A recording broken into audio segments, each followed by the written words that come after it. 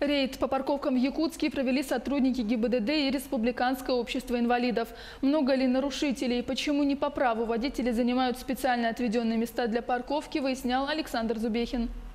Это знак 817 дополнительной информации. Он означает, что перед ним вправе парковать автомобиль с опознавательным знаком «Инвалид».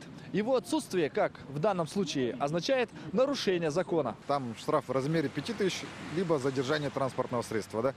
Ну, опять же, водителю придется, опять же, если автомашина будет задержана, он потратит определенное время для того, чтобы уже обратно вытащить свое транспортное средство именно со специализированной стоянки.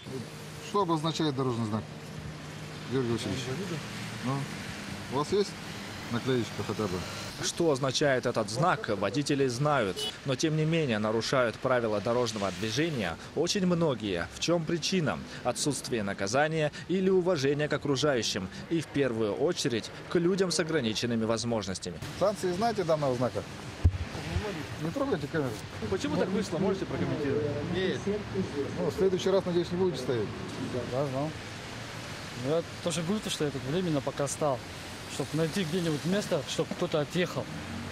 И я бы подпарковался там бы, а отсюда бы отъехал бы. В городе проблемы с парковкой есть? Проблемы? Да вообще везде. Проблемы с парковкой в столице есть, но это не повод нарушать правила. Законный выход из ситуации можно найти всегда. Хотя бы оставлять людей уже, которые должны сюда подъехать, да, ну и, соответственно, оставить место свободным для людей уже с ограниченными возможностями. Да? Да, понял все.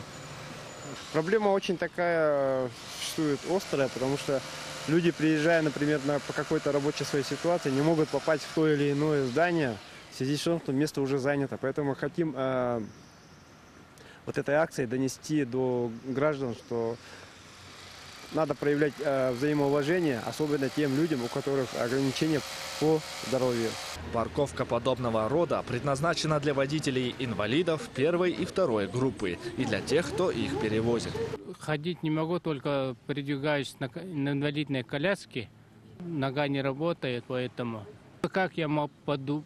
Вот скользко, тем более вот снег идет, лужа, я не могу там подойти. Для нас, колясочников, это по городу проблема большая у нас вот с парковками. Парковка для лиц с ограниченными возможностями – это не только требование закона. Прежде всего, речь идет о толерантности и взаимном уважении среди всех представителей общества.